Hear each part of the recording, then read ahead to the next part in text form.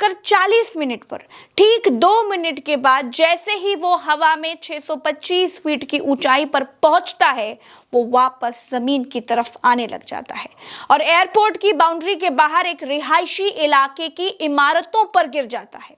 तेज आग का गुबार उठता है। उसके बाद इलाके को काला धुआं घेर लेता है। ये प्लेन एयर इंडिया का था दोस्तों। इस प्लेन में 242 लोग सवार थे। ये सब अहमदाबाद से लंदन जा रहे थे। एयर इंडिया का ये प्लेन खच्चाड़ा था और ये कितना कूड़ा था, इसके बारे में आज ही एक पैसेंजर आकाश वत्स ने बताया है। आकाश वत्स ने इसी प्लेन से दिल्ली से अहमदाबाद की यात्रा की थी। अहमदाबाद से ही ये प्लेन लंदन के लिए उड़ा था। तो उन्होंने इस प्लेन को लेकर क्या कुछ कहा और क्या कुछ सवाल उठाए, सुनना बेहद जरूरी है। सुनिए। This AC is not working. Look at everyone, and it's so many people. They are using these magazines. AC is not working at all. And as usual, your TV screens are also not working. Neither this button for calling the cabin crew. Nothing is working. दोस्तों, plane crash होने से ठीक पहले की ये plane के भीतर की तस्वीर है।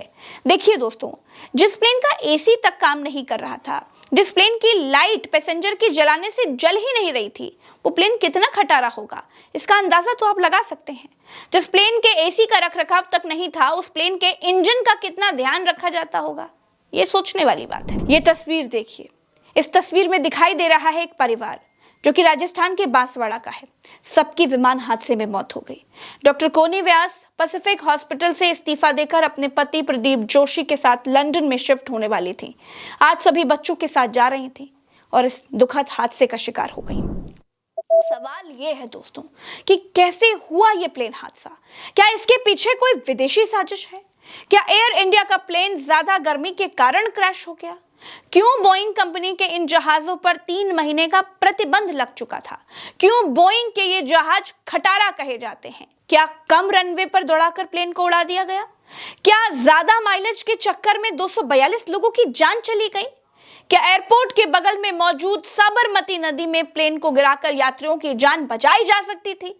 एक एक बात बताऊंगी दोस्तों, सारी कहानी आपको समझाऊंगी।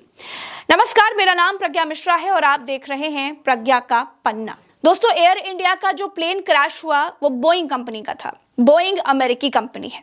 इस प्लेन क्रैश में गुजरात के पूर्व मुख्यमंत्री विजय रूपाणी भी नहीं रहे, वो भी इस हादसे में मारे गए। कोई जिंदा बचा है? फिलहाल मेरे वीडियो करने तक तो ऐसी कोई खबर नहीं आई। एयरपोर्ट बाउंड्री के बाहर जिस इमारत पर एयर इंडिया का प्लेन गिरा, उसमें आधा प्लेन इमारत के इस ओर फंस गया और आधा दूसरी ओर, आधा नीचे जमीन पर गिर गया। प्लेन के टायर इमारत में फंसे रह गए, कुछ टायर जमीन पर बिखरे हुए मिले। प्लेन कई जगहों से टूट गया और टूट जाना, हर जगह से बाजे की तरह बजना बोइंग 787 ड्रीम लाइन की विशेष आदत है। माइलेज पूरा, लेकिन सिक्योरिटी 2 कौड़ी की भी नहीं। ये मैं नहीं कह रही हूं, आगे बताऊंगी क्यों कह रही हूं। लेकिन जिस इमारत पर यह प्लेन गिरा दोस्तों, वो डॉक्टरों का अतुल्यम हॉस्पिटल था। 60 इंटर्न डॉक्टर इसमें थे।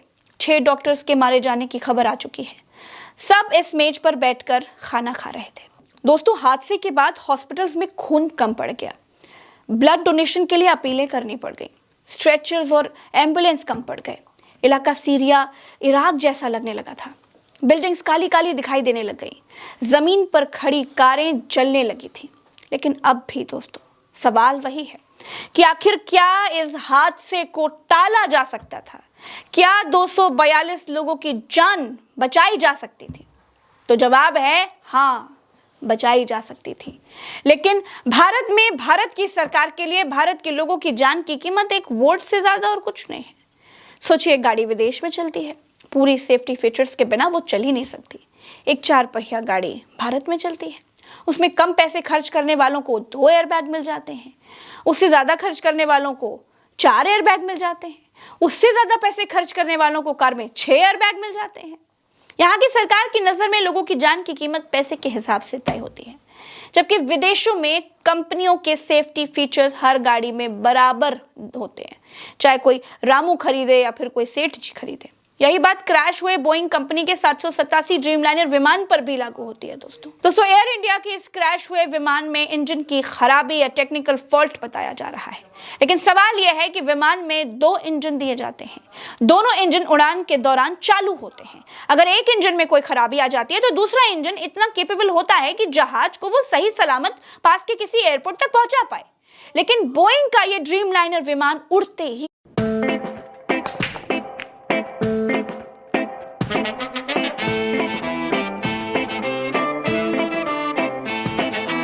गिर गया। दैनिक जागरण के मिड डे अखबार में आज एक ऐड छपा था जिसमें एयर इंडिया का विमान बिल्डिंग फाड़कर बाहर निकलता हुआ दिखाई दिया। ये इत्तेफाक था या उसी तरह की घटना? खैर दोस्तों, अब मैं आपको बताऊंगी कि कैसे बोइंग के यह खटारा विमान मौत के सौदागर बनकर आसमान में उड़ रहे हैं। 2013 की बात है। 2 नए ड्रीमलाइनर 787 विमान जापान की 2 एयरलाइन कंपनियों के बेड़े में शामिल किए गए थे। इनमें लगी बैटरी में आग लग गई। आग लगने के चलते उसकी इमरजेंसी लैंडिंग करवानी पड़ी। अमेरिका के फेडरल एविएशन एडमिनिस्ट्रेशन ने 3 महीने के लिए दुनिया भर में सभी ड्रीमलाइनर विमानों की उड़ानों पर रोक लगा दी थी। उसके बाद बोइंग ने अपने बैटरी सिस्टम और उसके इंजन की गर्मी से बचाने के तरीके में कई सुधार किए थे। 2020 से 2022 के दौरान ड्रीमलाइनर में कई मैन्युफैक्चरिंग डिफेक्ट की खबरें आई थी। बोइंग ने भी माना था कि ड्रीमलाइनर की मैन्युफैक्चरिंग में कई तरह की फॉल्ट्स हैं। अप्रैल 2024 में दोस्तों बोइंग में काम करने वाले एक विस्ल ब्लोअर ने दावा किया था कि ड्रीमलाइनर 787 की बॉडी के कुछ हिस्से ठीक से नहीं जुड़े हैं और ये उड़ानों के दौरान बीच में ही टूट सकते हैं। ये विस्ल ब्लोअर इंजीनियर सैम साले थे जो 10 साल से ज्यादा समय से बोइंग में काम कर रहे थे। बोइंग में लंबे समय तक काम कर चुके जॉन बर्नेट ने 2024 में ड्रीमलाइनर 787 की सेफ्टी को लेकर के कई सवाल उठाए थे। मार्च 2024 में उनकी रहस्यमयी परिस्थितियों में मौत हो गई थी।